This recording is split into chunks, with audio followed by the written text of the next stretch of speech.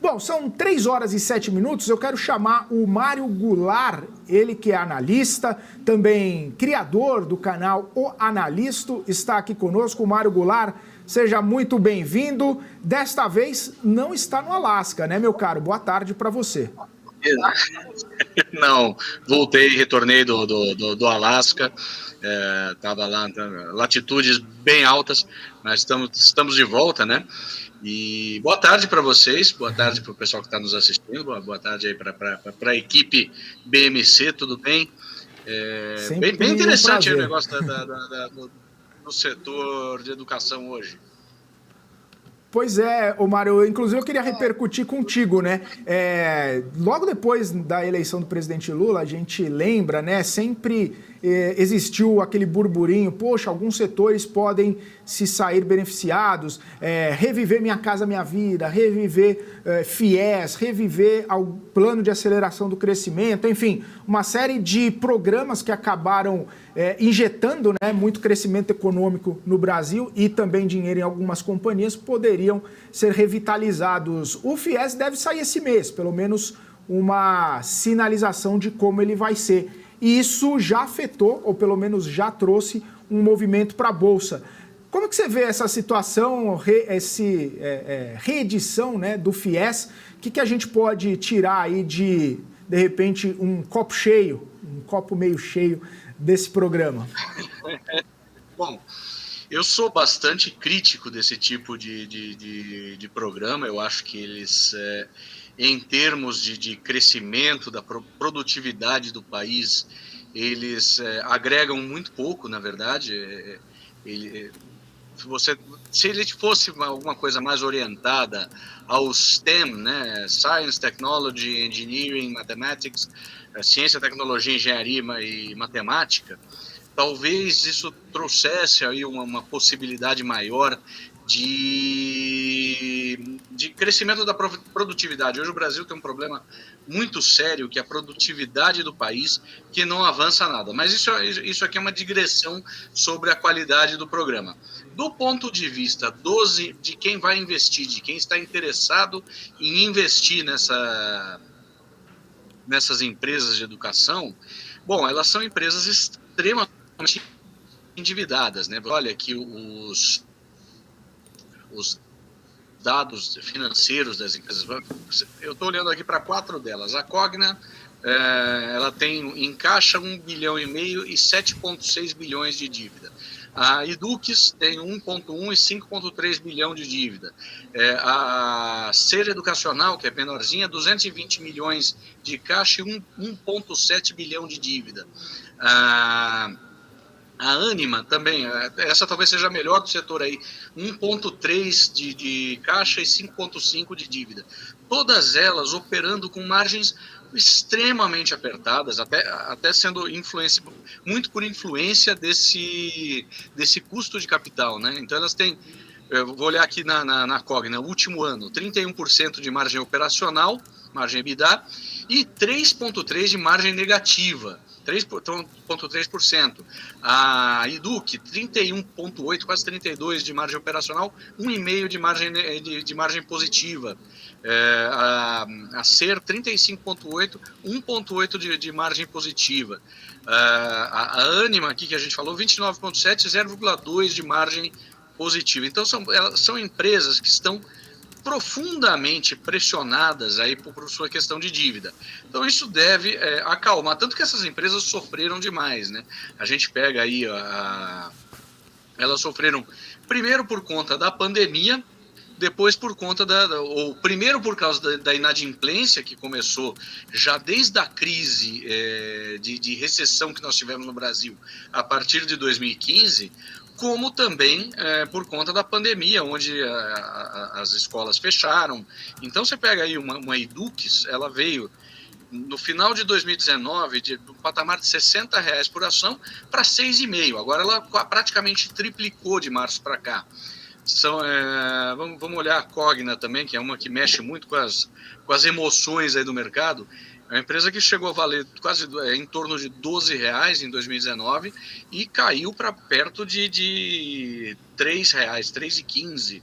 não, mais abaixo, desculpa, 1,72 aqui, eu estou olhando o range dela. Então, são empresas que sofreram muito, apanharam muito, são empresas endividadas, e existe uma esperança de que esses programas governamentais venham aí, mais ou menos, no fim das contas, eles funcionam como uma espécie de subsídio para essas empresas. Então vamos tentar resolver o problema da inadimplência. Lembrando que teve aí casos de 90% de inadimplência no setor educacional. Então, as empresas sofreram, o governo está tentando fazer alguma coisa aí para salvá-las, né, para ajudar. São empresas, hoje, tecnicamente, você não pode dizer que elas quebraram, que elas estão em recuperação judicial, mas são empresas tecnicamente quebradas. E o governo está tentando dar um respiro aí para elas com esse programa.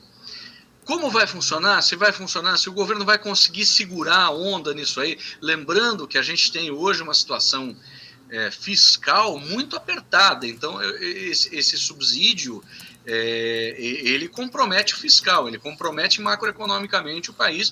Vamos ver, é uma questão a se avaliar. Eu acho que a grande puxada para cima, na minha opinião, já foi, porque depois que a empresa subiu, vamos lá, o caso aí da Edu, subiu de algo em torno de 6,5 para 21, já deu a grande pernada, né? Perfeito. Ô Mário, muito boa tarde. Uma pergunta que eu queria fazer com você.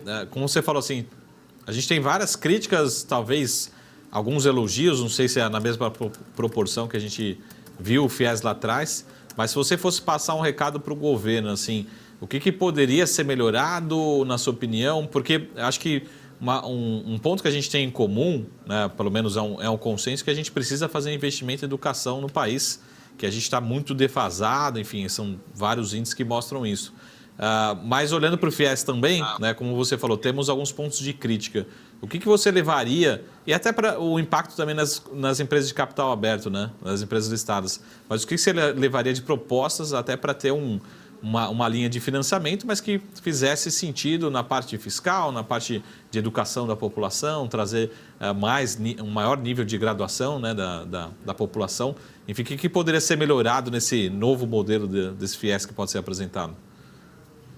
Bom, o Brasil ele faz tudo ao contrário em termos de educação, né? Nós sempre e a minha impressão é de que porque criança não vota, então a gente privilegia tanto no setor público como no privado o ensino superior. O que a gente tem no Brasil em termos de ensino público, em geral de boa qualidade, no superior, e o ensino básico é lamentável, é uma tristeza, né? Isso já mostra como o sistema educacional brasileiro é absolutamente anômalo, né? E aí nós temos de novo a questão puxa, não dá para ter ensino público, não dá para ter universidade para todo mundo, pública, então vamos financiar a universidade privada, o que gera uma série de distorções. Por exemplo, você criou um monte de funcionários administrativos que têm um diploma, mas que não têm grande qualificação e que rebaixaram o salário, até pelo excesso de oferta, rebaixaram o salário dessa categoria com graduada na universidade de baixa qualidade, com poucos anos de experiência, né? Então esse pessoal recebe muito pouco hoje.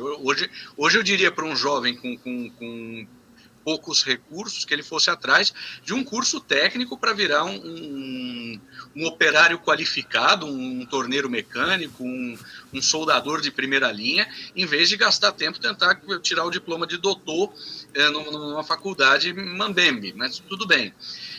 O que eu faria, sem querer corrigir todas as distorções, mas seria fazer um programa de incentivo junto a empresas para fazer formação universitária de pessoal que vá ser de interesse para as empresas depois. E sobretudo, do ponto de vista do funcionário de da área científica, tecnológica e industrial. É esse tipo de recurso que a gente precisa. A gente precisa, talvez, de funcionários, de graduados na área de saúde, precisa de mais médico. Vamos fazer um negócio focado para a medicina e para o estudo mais científico. Não adianta a gente ter aí um monte de graduados em, sei lá, ciências sociais, porque não existe demanda para isso. O mercado simplesmente não demanda e isso não agrega nada em termos de produtividade. Então, essa seria uma sugestão que eu faria ao governo para orientar melhor um programa dessa natureza. Mas isso aí, lógico, dentro de um contexto onde todo o sistema educacional brasileiro já é pervertido, ele já é criado de uma forma invertida. Mário, só para complementar, se você puder trazer um pouquinho também para as companhias de capital aberto, porque a hora que chega a notícia, né, Felipe, parece que só tem benefício, só tem notícia boa. Então a gente olha muito para o lado que a gente diz para o top line, né, para a receita. As companhias vão se dar bem, vão ter mais faturamento, enfim. Mas também a gente não acompanha o efeito negativo, né, que talvez tem algumas companhias que carregam até hoje, né, como você falou. Como traduzir isso para as companhias de capital aberto? Assim, até o recado para quem está nos assistindo, que está muito próximo ali do investidor, que está operando, enfim, ou está olhando por buy and hold, está comprando. Será que acaba se traduzindo com mais receitas, mais margens, talvez tenha um impacto muito de curto prazo? Mas o que pode se traduzir também em risco para as companhias de capital aberto, Cogna, Dux, Anima, enfim, para as companhias todas listadas? A gente olha muito para a receita só, né? Mas assim, enfim, qual que é o impacto, né, no todo para o setor? Essas empresas podem estar contratando mais um lote de inadimplência por aí. Essas empresas hoje elas precisam de receita, de margem para conseguir limpar seus balanços, né? Seus balanços estão... As 4 empresas que eu olhei aqui, os números, enquanto eu me preparava para falar com vocês, essas 4 empresas, a Anima, a Ser Educacional, a Educ e a Cogna, as 4 têm um peso de dívida muito forte nos seus balanços. Ok, elas estão sendo, eu acho que principalmente depois da pandemia, elas estão sendo transformadas de uma forma que elas não necessitam mais de todo aquele custo fixo, daquele até investimento de capital, de ter uma série de unidades. Hoje elas vão partir muito mais para o ensino à distância, cujo custo é mais baixo. Então, eu acho que elas têm condição de melhorar as suas margens. Mas elas têm aí um passivo pendurado muito grande para ser metabolizado por esse aumento de receita. E isso não é de uma hora para outra. Não é porque o programa vai começar agora que essas empresas vão conseguir acumular lucros de forma a ajustar os seus balanços e terem uma posição patrimonial um pouco mais positiva. Hoje a posição patrimonial dessas empresas é muito ruim. Então, elas vão ter que passar por alguns anos de lucros. Aí, tudo bem, o governo vai começar agora, o programa deve começar, ele vai ser regulamentado lá no ano que vem, os alunos novos vão chegar, você vai precisar pegar o pessoal que parou o curso porque não podia mais pagar, ver como é que esse pessoal vai equacionar a sua dívida. O governo vai pagar, o governo vai subsidiar. Como vai ser esse processo? Então, tem uma série de questões operacionais que ainda não estão bem definidas e isso vai levar um tempo, mas o fundamental é a gente entender que essas empresas precisam metabolizar o passivo que elas têm nos seus balanços. Pois é. Mário e Saravalli, queria saber a visão de vocês também, porque precisa saber os termos que vão ser colocados ali, né? Porque, se eu bem me lembro, ao longo do FIES, né, tinha muita discrepância de preço de mensalidade, né? Justamente por conta de FIES, aí a faculdade aumentava o preço para tentar, porque ia pegar o FIES, aí, enfim, era um rolo meio... Rolo não, né? Mas era uma situação... meio complicada ali, porque muita gente que acabava não tendo FIES pagava mais caro por conta que o governo estava subsidiando isso, né? E, claro, com mais dinheiro, acabava trazendo uma inadimplência muito alta, que é esse ponto aí que vocês destacaram bastante. A regra e a fiscalização vão ser primordiais nesse novo FIES, na visão de vocês? Ô, Mário, pode começar contigo. Mário? Ok. Vamos com o Mário. Eu acho que é necessário que haja uma fiscalização disso aí, para ver que tipo de, como você mesmo disse, que tipo de condição está sendo oferecida e como é que o aluno que não se beneficia desse subsídio, se ele não está indiretamente subsidiando também, pagando uma mensalidade diferenciada, né? É uma série de regulamentações e até de custos, né? Você vai ter que criar uma burocracia no Ministério da Educação para verificar como é que operacionalmente isso vai ser colocado. Toda política pública requer um regulamento e uma fiscalização de sua execução. Então, isso também é relevante, isso cria custos. Eu acho que não são custos grandes face ao tamanho do programa, mas você tem aí, naturalmente, uma tendência a ter distorções, e vamos ver como é que isso vai ser trabalhado. Vai lá, Saravalli. Agora é com você, Saravalli. Bom, a gente tem uma série de regras, né? Enfim, de cláusulas que precisam ser estudadas, mas quem pegou lá o FIES, o Felipe, lá isso eu estou falando de investidor, de bolsa, de mercado de capitais, tá? Foco muito aqui no nosso público. O investidor não tinha olhar para nenhum ponto ruim, era só copo meio cheio e outra parte também cheia. Então todas as notícias eram boas. E por que isso? Porque, lógico, era tudo novo, agora a gente tem um aprendizado, uma curva de aprendizado. Mas o que acontece? Imagina que o aluno entrou agora sendo financiado. Vamos supor, janeiro de 2024, começou esse financiamento. Quando que você vai resolver essa encrenca? Depois que ele se formar e depois de 1 ano, 2, 5 anos para frente? Talvez não seja nem mais esse governo, talvez já tenha trocado 1, 2 vezes o governo, um ciclo de 5 anos até se formar, começar a pagar. Enfim, a gente acaba não olhando, o investidor acaba, né, sendo míope para os problemas, para o lado do risco, e olhando só o lado do faturamento, do benefício de as companhias tinham 1 aluno, agora tem 2 alunos, agora tem esse financiamento. Né? Eu não estou olhando um pouquinho para o macro, que a gente precisa entender como vai ser financiado, né? Quem que vai de fato financiar, a questão fiscal, enfim. Mas olhando para as companhias de capital aberto, o meu receio até pela reação de hoje, né? Extremamente forte, extremamente agressiva das ações, o mercado tende a olhar, na minha visão até de uma forma meio míope, aí o investidor fala assim, mas Marco, eu vou perder essa oportunidade, né? Eu prefiro aproveitar, mesmo sabendo que tenham riscos relevantes, mas o mercado só vai querer precificar o lado bom da informação, que é o lado de acelerar o crescimento dessas companhias, com rentabilidade, com margem, né? Lembrando que esse setor depende muito de escala, né? Tem um limite de escala, mas vamos pegar o caso clássico de uma sala de aula, né? O limite da sala ali é a composição da sala, então 50 alunos, 100 alunos, mas se você colocar numa sala 10 alunos ou 20 alunos, você ganha escala. Então, quanto mais alunos por sala, melhor para esse setor. Então, precisa encher ali o ativo, né? Utilizar essa disponibilização desse ativo, desse investimento. E o mercado tende a olhar muito para o lado positivo dessa informação, sem olhar, dar peso para o lado do risco. Então, para você entender, por exemplo, capital de giro, quem que vai financiar, risco de inadimplência, como o Mário falou, outros efeitos, né? Esse relacionamento, né, em relação ao governo em si, particularmente.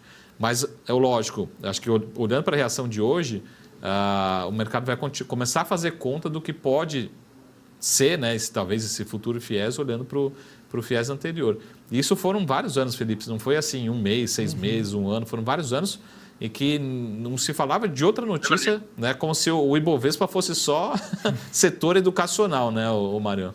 Lá em 2013, 2014. Você lembra de, como é que chamava a ação? Era CROT 11, não era?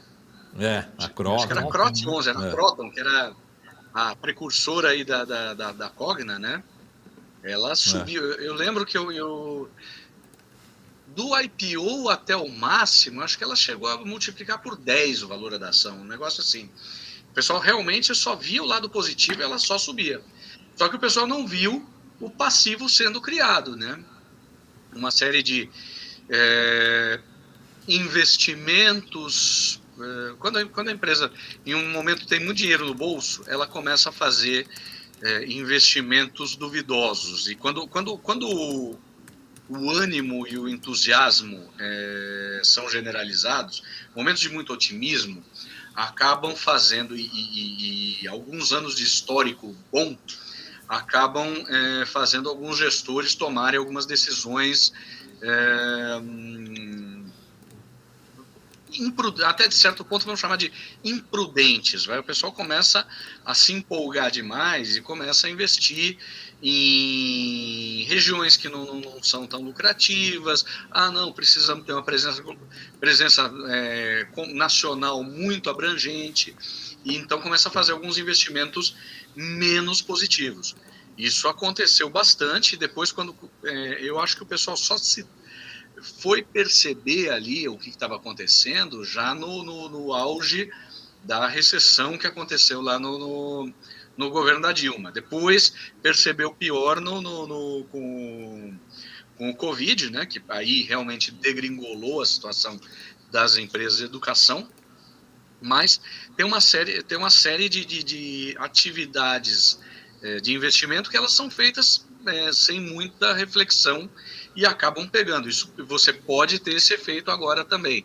Começou a soltar financiamento? Não, então vamos expandir, temos que pegar isso aqui, vamos consolidar, comprar unidades menores. Eu acho que seria menos intenso. Por quê? Primeiro porque o pessoal já viu esse filme. Naquela época, como você lembrou muito bem, Saravalli, ninguém tinha visto o filme da empresa de educação de capital aberto num ambiente de subsídio estatal pesado. E 2, nós também evoluímos muito mais pro online, que dá muita escala. No online, um cara em São Paulo consegue atingir o Brasil inteiro. Você não precisa de tanta sala de aula. Lógico, alguns tem cursos que simplesmente não precisam de laboratório nem de sala de aula. Você consegue fazer tudo online. Mas mesmo o curso que mais necessite de laboratório, ele já tem um ganho aí por contar com a estrutura online, e as empresas aprenderam a fazer isso durante a pandemia. A gente evoluiu nisso aí. Então, eu acredito numa melhoria de margem operacional das empresas em função do fator online. Muito bom. Maravilha. Ali atrás do quadro do Mário ele já parece que já tinha uma previsão, está escrito FIES ali atrás. não é, não. Não, é quase. O Darth Vader aqui. Tem um quadro. Feliz, alguma coisa. Feliz. Eu estou na casa de uns primos aqui, eu sentei no escritório do meu primo e tem esses adereços aqui.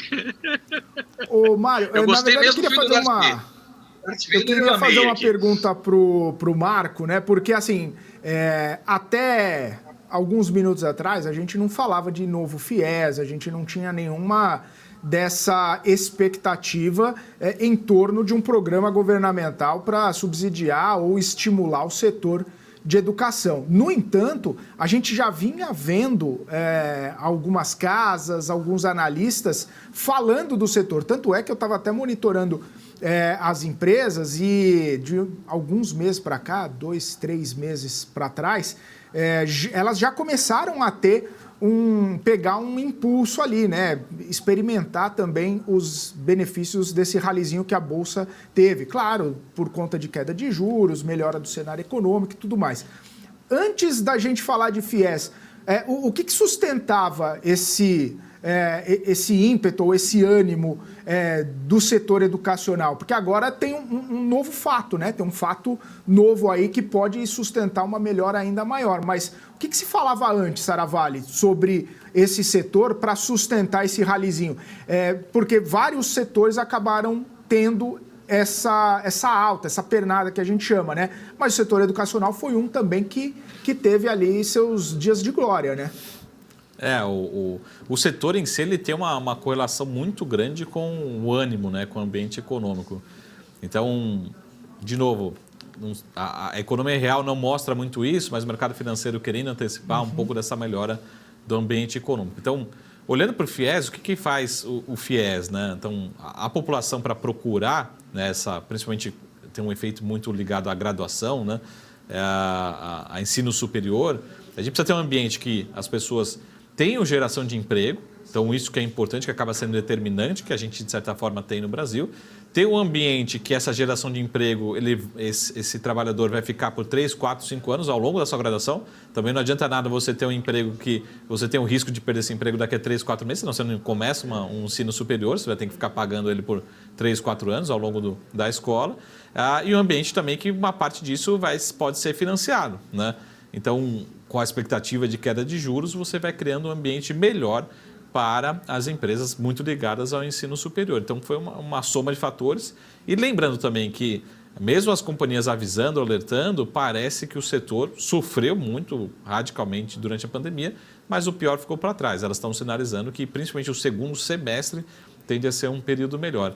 Então, uma soma de fatores, mas todo esse cenário, né, de queda de juros, fechamento da curva de juros, que beneficiou a construção civil, beneficiou outros setores, também acaba trazendo expectativas melhores para a educação, né? E lembrando, quando a gente fala de educação, temos outras empresas listadas, mas a gente fala quase aqui um peso muito grande em ensino superior, né? Então, o ensino superior está muito ligado à geração de emprego, à credibilidade, à confiança de longo prazo. Tivemos aquele impacto forte ali em outubro, novembro, próximo das eleições, mas agora acho que o ambiente ficou mais previsível. Então, essa redução da percepção de risco acabou trazendo também esse empurrão para o setor de educação como um todo, né? Acho que esse possível FIES, né, a gente vai entender os detalhes em breve, mas acaba trazendo essa perpetuidade. Mas as companhias já vinham falando que poderia ser 2023 e 2024, 2 anos bem melhores do que estava na conta, né, do que estava quando a gente olhava de 2022 para cá, né? Então, muito melhorou, né, ou de certa forma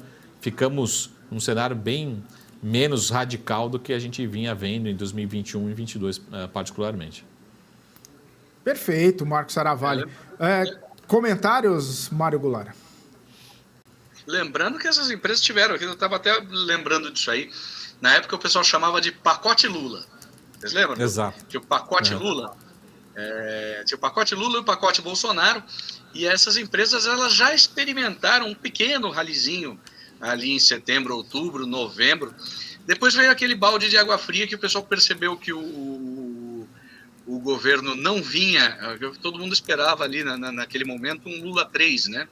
Aí quando o pessoal percebeu, não vai ser Lula 3, puxa, ele não vai chamar o Meirelles, ele vai chamar o Haddad, aí as expectativas degringolaram rapidamente, assim, as empresas tiveram, estou vendo aqui a Cogna chegou mais ou menos ao patamar que a gente está hoje do preço dela, ela deteriorou, perdeu quase metade do valor da eleição até março, e depois, quando as coisas começaram a clarear, e aí teve esse fator dos juros é importante, não só para as expectativas das pessoas, mas no custo financeiro direto dessas empresas. São empresas endividadas, onde a linha juros cai na veia, né? Então, elas foram ajudadas pela redução do custo financeiro que elas têm direto, né? Acho que é bem relevante isso aí, e pode ser que elas agora peguem um momento melhor, mas eu insisto para o investidor, tenha cautela com essas empresas, porque elas ainda têm uma dívida muito pesada no passivo. Boa. Ô Mário, só para encerrar aqui a última pergunta, só porque o Marcos Saravalli citou o setor de construção e também está intimamente ligado com uma expectativa de programa de governo, mais ou menos algumas empresas do Ibovespa, né, o Minha Casa Minha Vida, e também por ter experimentado essa pernada com fechamento de curva, com o rally do Ibovespa, enfim.